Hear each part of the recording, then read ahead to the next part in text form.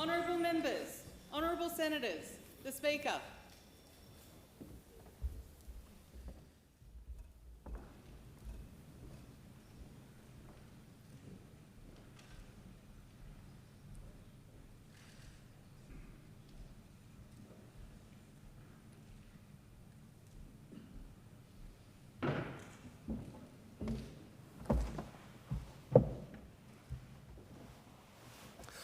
I acknowledge the Ngunnawal and Ngambri peoples who are the traditional custodians of the Canberra era and pay respect to the elders, past and present, of all Australia's Indigenous peoples.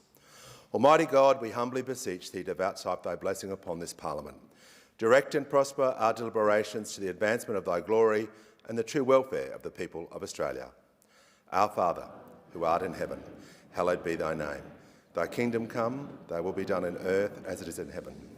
Give us this day our daily bread, and forgive us our trespasses, as we forgive them that trespass against us. And lead us not into temptation, but deliver us from evil. For thine is the kingdom, and the power, and the glory, forever and ever. Amen.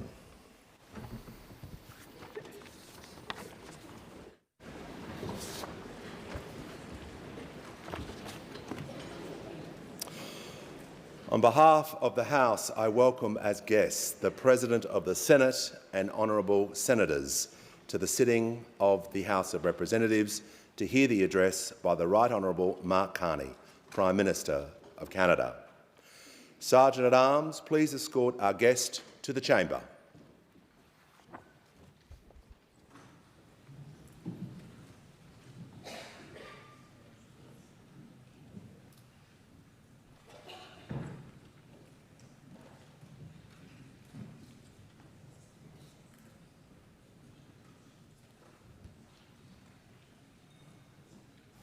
Honourable members, honourable senators, the Prime Minister of Canada.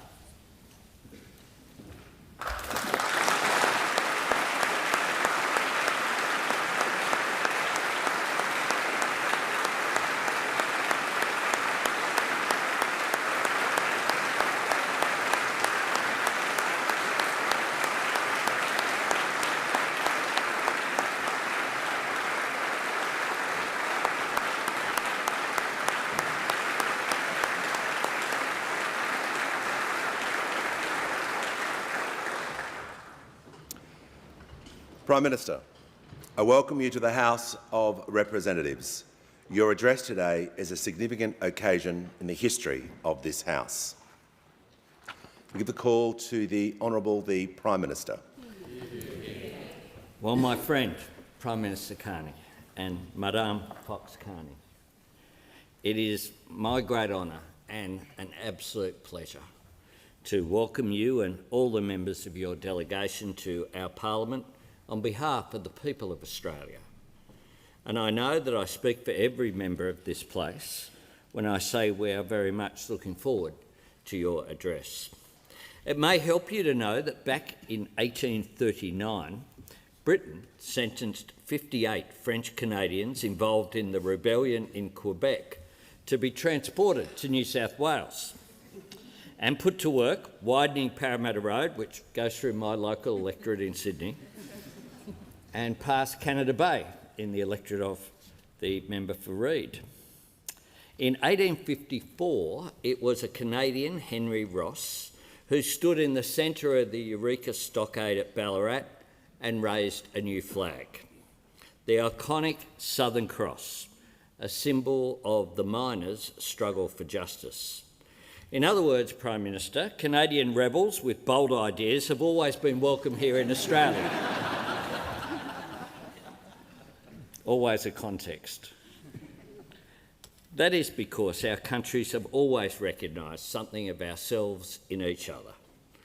We are two societies enriched by Indigenous cultures and their love and connection to the beauty of our lands and our waters. Commonwealth countries that have forged unique, proud and independent identities. Democracies that did not just adopt the Westminster system, we made it fairer, stronger and our own. Two nations that are at our very best when we look over our wide horizons.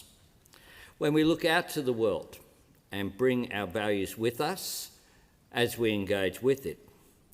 The first Australian Prime Minister to address a joint sitting of the Canadian Parliament was our great wartime Labor leader, John Curtin. Standing in your House of Commons on the 1st of June 1944, just 5 days before Australians would help Canadians take and hold Juno Beach.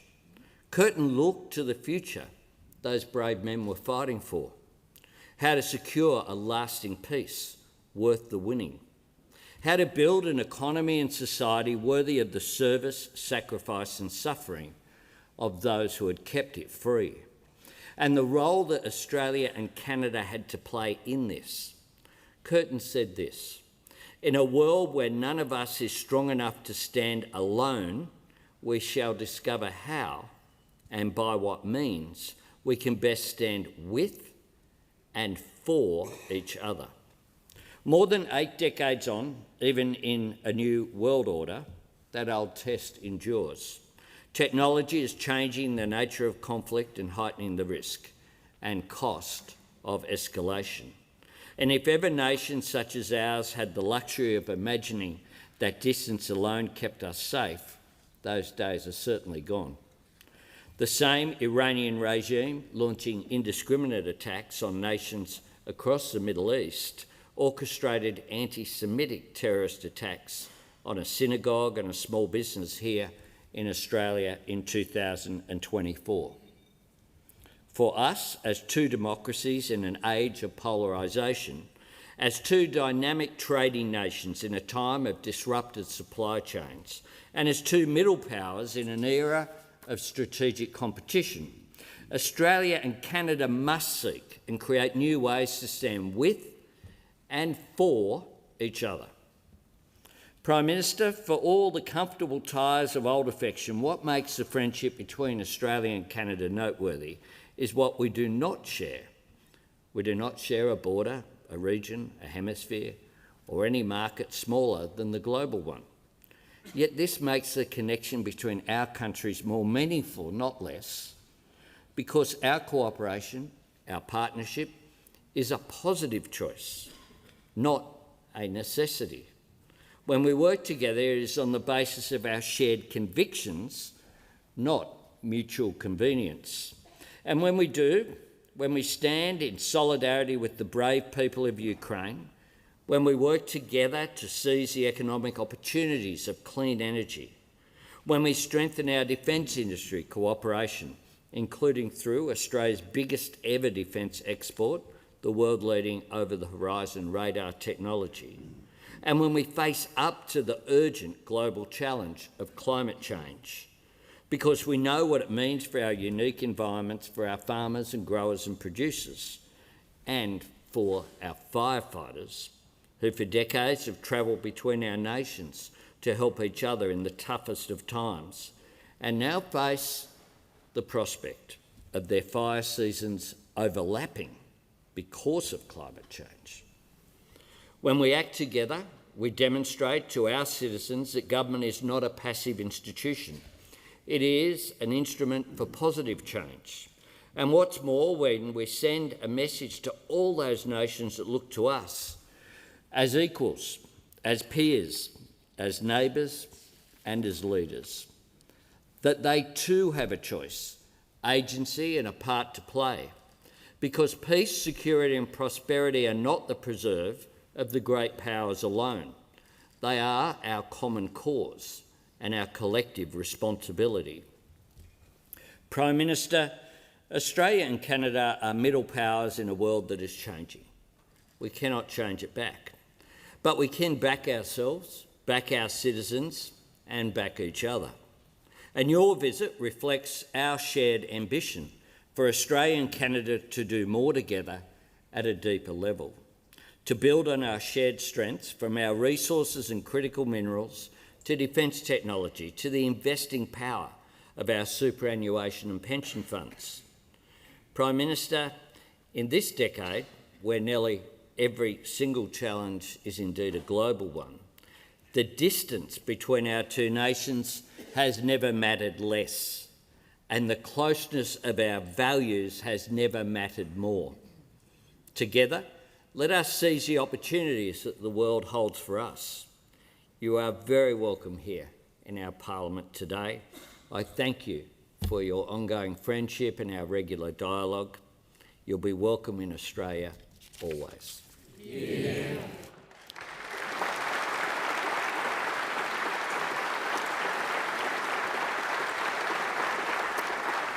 I invite the Honourable the Leader of the Opposition to support the remarks of the Prime Minister. Thank you, Mr Speaker, and I commend Prime Minister Albanese for his warm welcome for our guest of honour and his wife, Diane. Mr Speaker, I have a confession. I knew our guest of honour long before he became the Prime Minister of Canada. It was 1991. The Berlin Wall had fallen. The Cold War was all but over. In that atmosphere, two young, somewhat idealistic students met in an economics postgraduate course at Oxford. The bond was immediate. Both from provincial backgrounds, Alberta, famous for its cattle, southern New South Wales, famous for its sheep. Both from families who cherished the value of education. Both quietly cynical about the pompous Poms and the boisterous Yanks sauntering around Oxford. And despite our different politics today, we both shared a healthy distaste for Soviet sympathisers. There we were, a Canadian and Australians, regularly sitting next to each other in class, you sporting black eyes from ice hockey, me sporting bruises and cuts from rugby. But Mark's thesis was of great interest to the professors, whereas I wrote mine on the price of beer, of far greater interest to our student friends. Back then, I don't think either of us imagined a life like this in politics. One of life's great joys is seeing old friends do well. So it gives me immense joy to see Canada led by an old friend, a man of the highest calibre, utterly devoted to his country.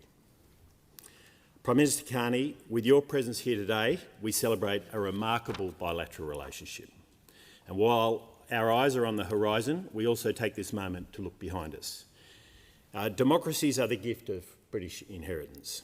It was the pragmatic, enlightened and accommodating nature of British stewardship that nurtured within our colonies self-identity, self-government and ultimately sovereign nationhood. With your presence here today, we acknowledge Canada and Australia's mutual inheritance and two great constitutional monarchies. Australia was fortunate to look to the example of the Canadian Confederation as we forged our own federation. Our federation debates were robust. One of our founding fathers said, "We shall find the Canadian Constitution is about the best basis that we can select." Another founding father had a very different view, saying, "In no regard can we look upon the example of Canada as one to be imitated."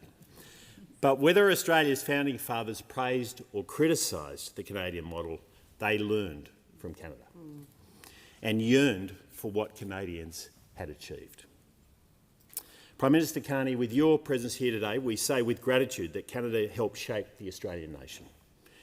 We are two great democracies that have successfully woven together the Indigenous, colonial and migrant threads of our societies. Over the course of 125 years, our two nations have known a steadfast, stable and mutually supportive partnership in peacetime and in wartime, in good times and in tough times. As we've just heard, our two peoples have known a deep and abiding friendship. Our partnership and friendship are testimony to the many achievements over many generations in trade and in business, in sharing intelligence and sharing industriousness, in fighting our enemies and fighting bushfires. Since you've become Prime Minister of Canada, I've admired many of the decisions you've taken that are grounded in economic realism, removing the consumer carbon tax, getting immigration under control and ensuring it's conducive to social cohesion, and a deregulation agenda that supports business and industry. Your speech in Switzerland in January was a much-needed wake-up call for middle powers of the West. Prime Minister Carney said, we're at a turning point. We must indeed stop invoking rules-based international order as though it functions as advertised. I'd go further. The rules-based international order has been exposed as wishful thinking of a bygone and benign era, especially in these times when autocratic regimes act with impunity. And I wholeheartedly agree with you. In this brave new world, middle powers cannot simply build higher walls and retreat behind them. We must work together. We must act together, closer than ever, on defence, on secure supply chains and sovereign capabilities, on maintaining free trade. As you said, the strength of our values matter and the value of our strength matters. It's that moral clarity that must guide us and protect our way of life. Prime Minister Carney, on behalf of the Coalition and Federal Opposition, it's a privilege and a pleasure to welcome you to the Australian Parliament. And from one old friend to another, it's great to see you, mate.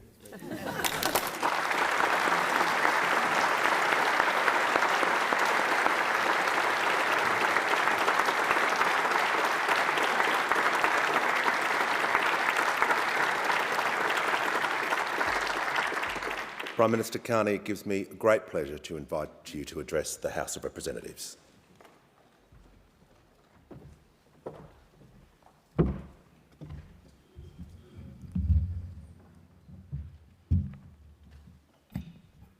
Prime Minister Albanese, thank you, and to Jody for this warm welcome and for this great honour.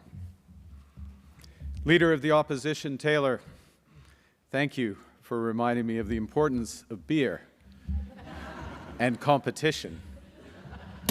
And in terms of deflating the palms, I would note, I would recall our meeting with Prime Minister Starmer, our trilateral at a time of great consequence, where it was around drinks, and Prime Minister Albanese brought 4 of Australia's finest tins, which just happened to bear his name. Mr. Speaker, President, honourable members and senators, distinguished guests, ladies and gentlemen, thank you for this warm welcome to myself, my wife, my colleagues to Australia. Let me also thank the Australian firefighters who are here in this chamber today. They came to my home province of Alberta when we faced record wildfires last summer, as is all too common. But what is also common is that action, that heroism is just as Australian firefighters have done for Canadians over the years.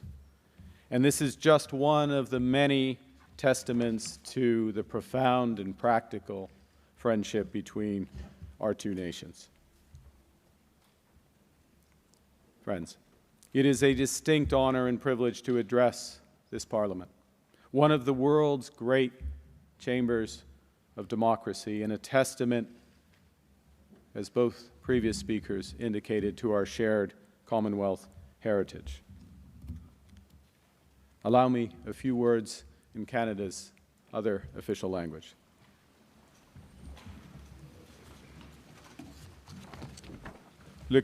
Le Canada et l'Australie sont de grands amis, are great et friends ce depuis longtemps. and have been for a very long time. La confiance Trust est le pilier is central the de central notre relation. cornerstone of our Lorsque le relationship. Canada et When l'Australie Canada and agissent de Australia act concert, in unison, nous we faisons make une grande a big différence. difference. Et en cette période In de these rupture, times of notre rupture, collaboration our est collaboration encore is plus even stratégique. more strategic. Nous pouvons We can chacun renforcer notre Each souveraineté reinforce our et ainsi sovereignty, and in doing produire so, des résultats deliver concrets pour nos tangible citoyens et results for citoyennes, our citizens, même all of them, que as pour well as for nos our économies. economies. Mr. Speaker, the last time a Canadian Prime Minister stood here, it was a different era with different challenges. 2007, the eve of the global financial crisis, a crisis through which Australia and Canada sailed.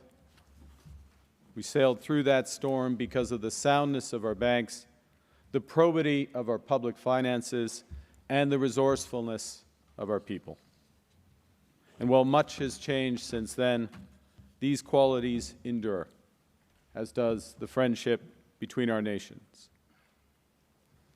Although we could not be further physically apart, Canada and Australia are strategic cousins.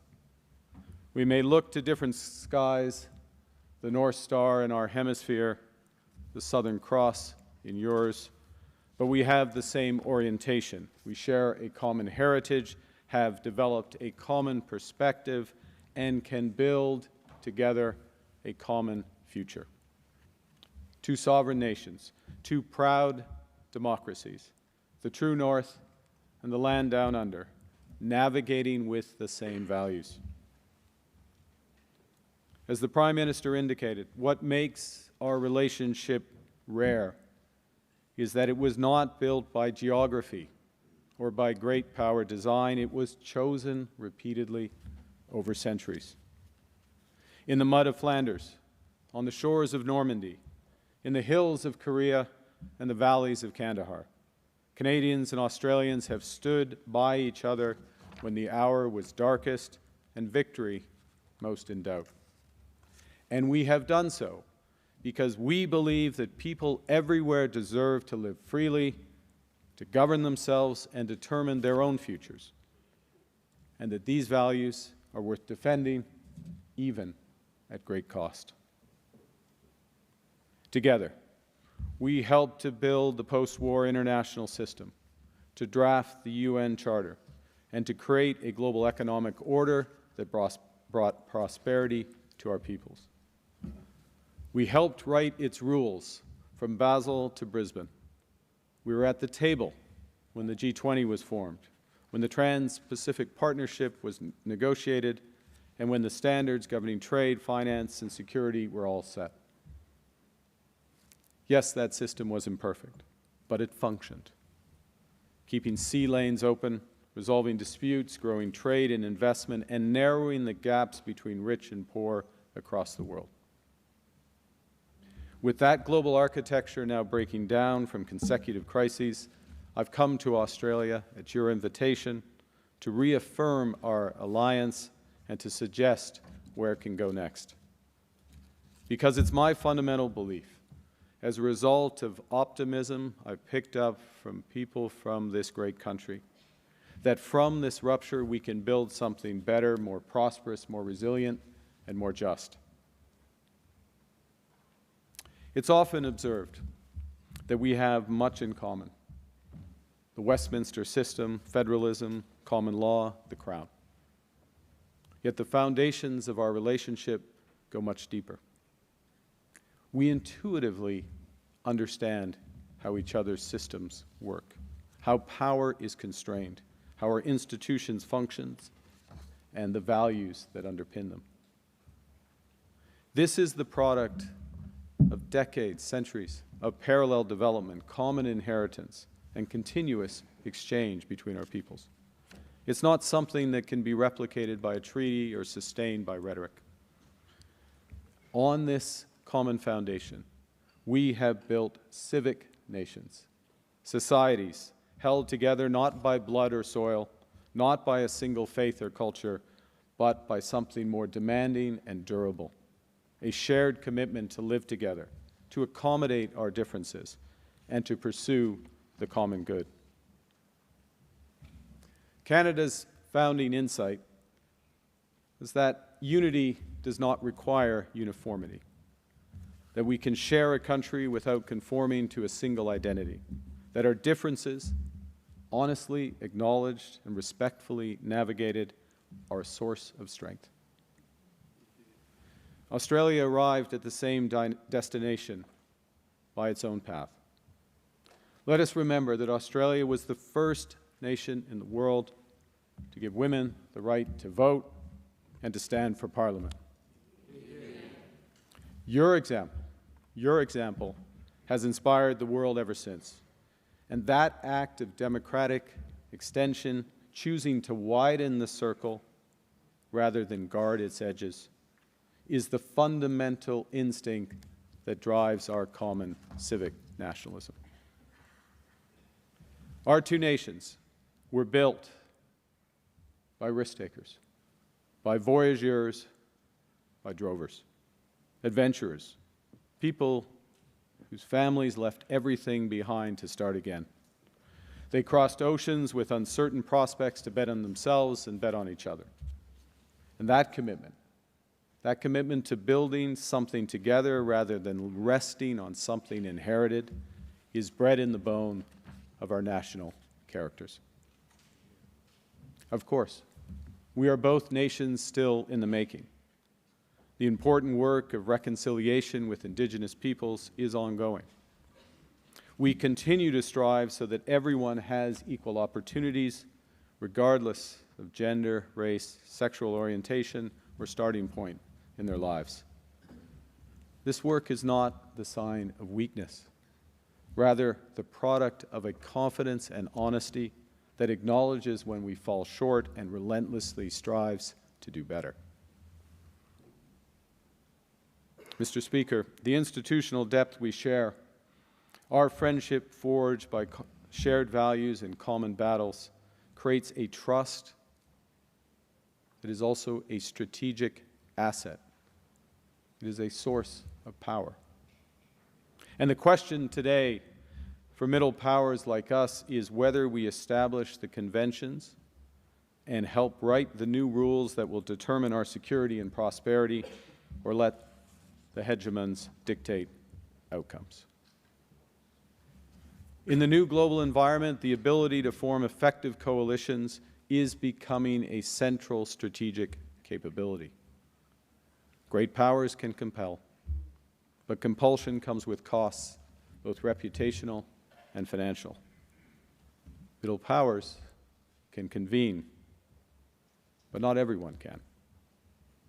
In the post-rupture world, the nations that are trusted and can work together will be quicker to the punch, more effective in their responses, and more proactive in shaping outcomes, and ultimately, those countries will be more secure and prosperous.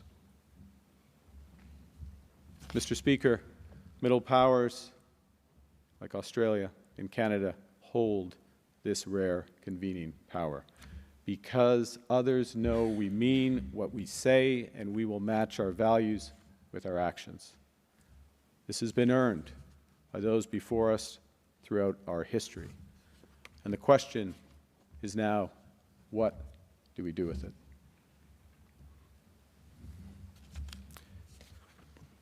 Canada is choosing to create a dense web of connections to build our resilience. We've adopted a new framework for engaging the world, variable geometry, creating different coalitions for different issues based on common values and interests for those issues. This is not a retreat from multilateralism, it is its evolution. And to be clear, Canada's support for the United Nations, the Bretton Woods institutions, the multilateral system is, like Australia's, unwavering. But while we are committed to reforms of these institutions in order to better reflect today's world, we need coalitions now to address immediate challenges. And as those coalitions work, they will help demonstrate the power of multilateralism and reinvigorate it. The fact is, right now, many countries are concluding that they must develop greater strategic autonomy. And this impulse is understandable. When the rules no longer protect you, you must defend yourself. A country that can't feed itself, fuel itself, or defend itself has few options. But in the 21st century, the requirements for economic security and prosperity of our countries extend far beyond food, conventional energy, and defense, as important as these are. Today, sovereignty requires reliable access to space-based communications and storage, vaccines, semiconductors, payment systems, and capital. Because governments and businesses went for decades prioritizing efficiency over resilience. We've developed supply chains and trading relationships that create dependencies on the great powers, sometimes even individual corporations. All of these affecting essential elements of our sovereignty. And as that integration is weaponized, this creates fundamental vulnerabilities. In response, Canada's strategic imperative is to build sovereign capabilities in these critical sectors, at home and in coalition with trusted, reliable partners like Australia, to ensure that integration is never again the source of our subordination. And let me, in the spirit of the Leader of the Opposition, move from the theoretical to the practical. I'll give 5 examples of this variable geometry in practice. The first, Prime Minister, is in critical minerals. Canada and Australia are the world's 2 most reliable and like-minded mining giants. We are both committed to sustainability. We have each developed the most advanced extractive ecosystems, all the range from prospecting to engineering, logistics, and capital markets. We're blessed with abundance of foundational metals that power the batteries, the EVs, the smartphones, the AI systems of this century. Together, we produce 1/3 of global lithium, 1/3 of global uranium, 40% of iron ore. In fairness, that's largely you. But we'll take credit for it. And we have a combined war chest right now of $25 billion to fast-track global projects. Globally, we're 1 and 2 in the most attractive, we're 1 and 2 as the most attractive mining investment jurisdictions in the world. We are the world's critical mineral superpowers. Now, in the old world, and even to a degree today, the temptation would be to see each other as competitors.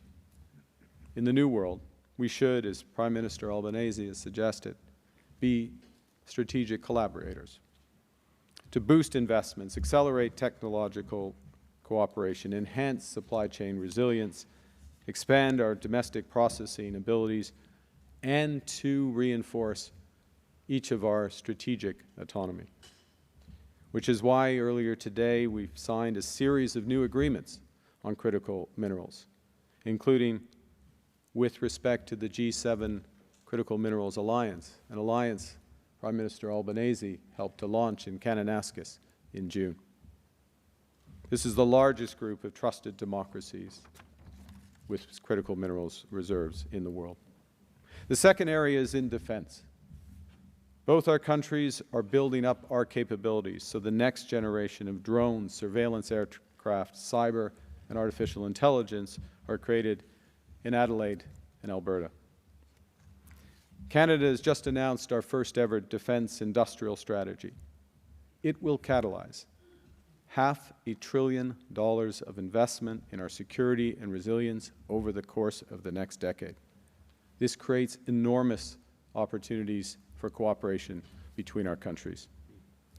As the Prime Minister rightly referenced, we are already cooperating with Australia on your world-leading over-the-horizon radar, and we're actively exploring new opportunities to protect our vast territories together.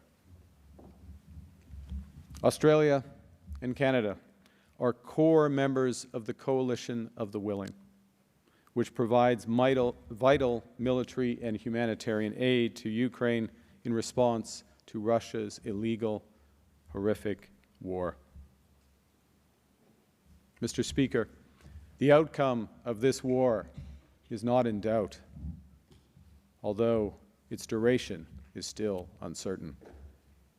And when peace comes, and it will come, the coalition, including Canada and Australia, will provide robust security guarantees to support a just and lasting peace in Ukraine and Europe. As we have seen in this war in Ukraine, satellite communications are now a fundamental requirement for security. A Canadian-based constellation of LEO satellites will launch next year, providing reliable and secure global communications.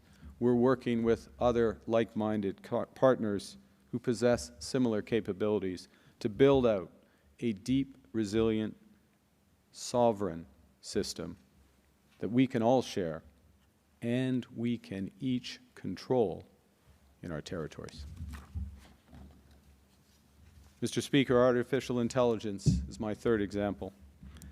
As AI begins to transform our economies and our lives, strategic autonomy will require sovereign intelligence infrastructure, including secure clouds, data, LLM models, enterprise applications.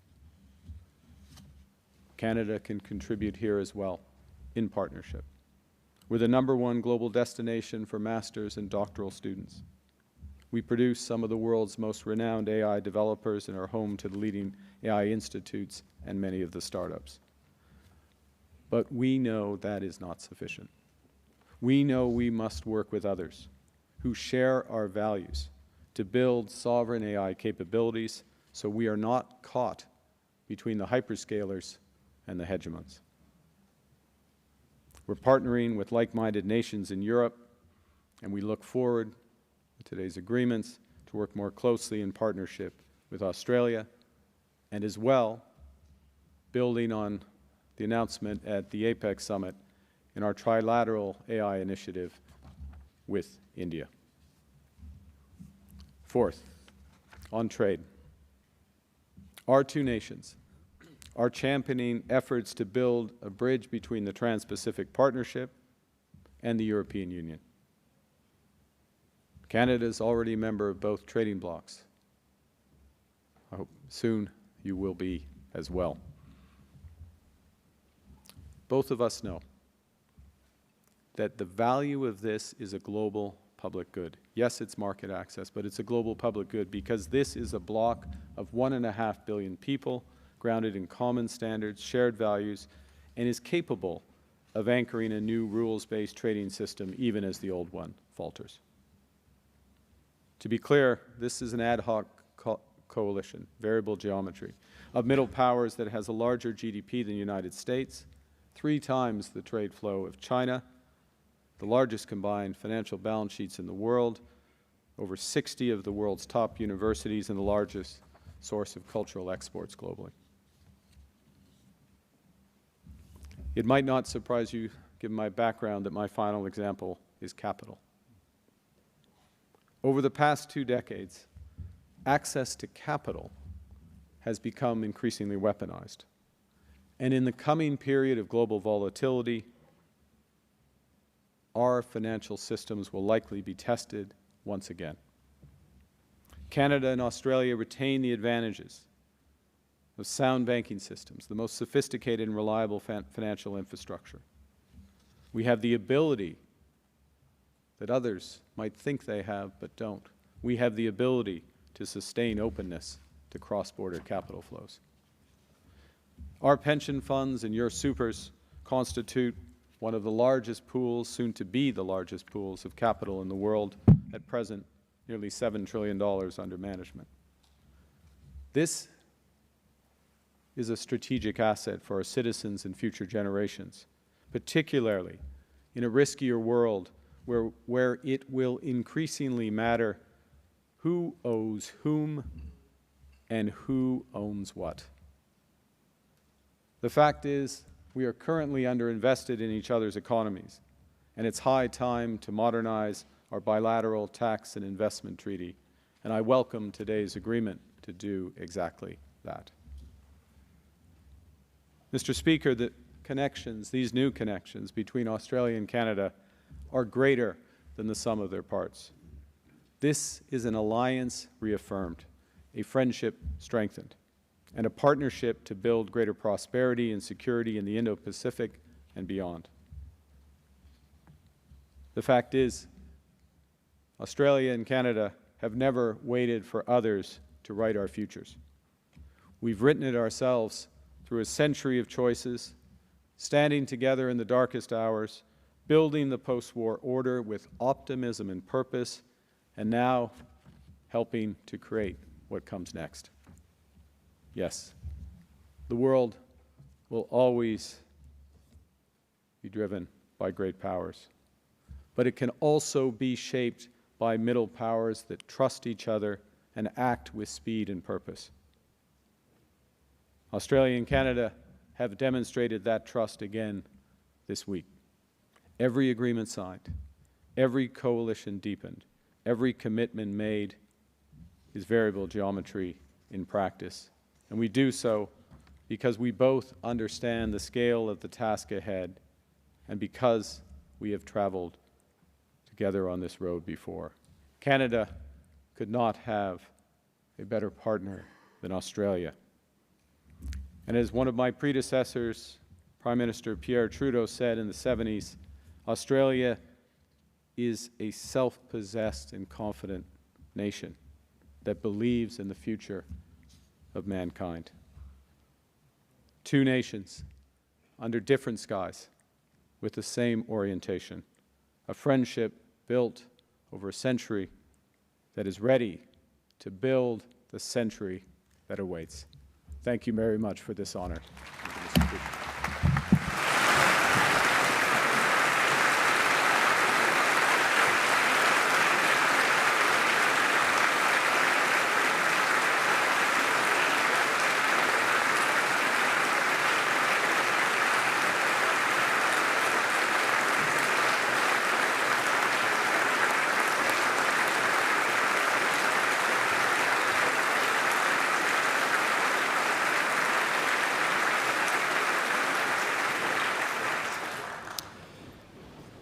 Prime Minister, on behalf of the House, I thank you for your address.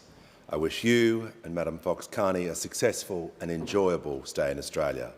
I thank the President of the Senate and Senators for their attendance, and now I invite the Prime Minister to escort our guests from the chamber.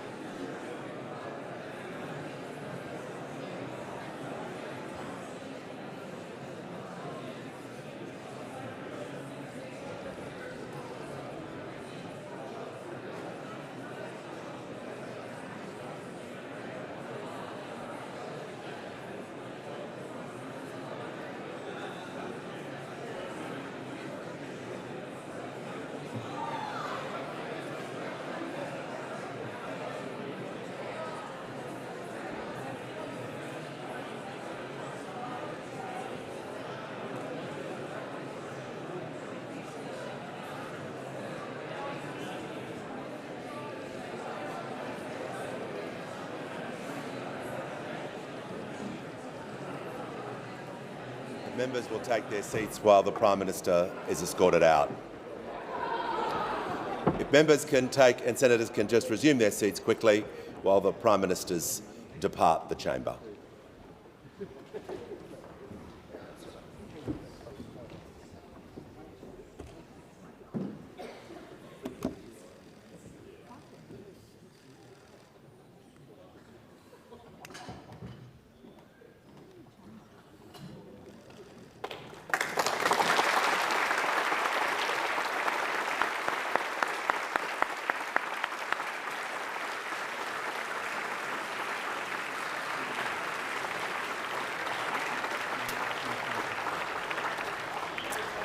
The chair will be resumed with ringing.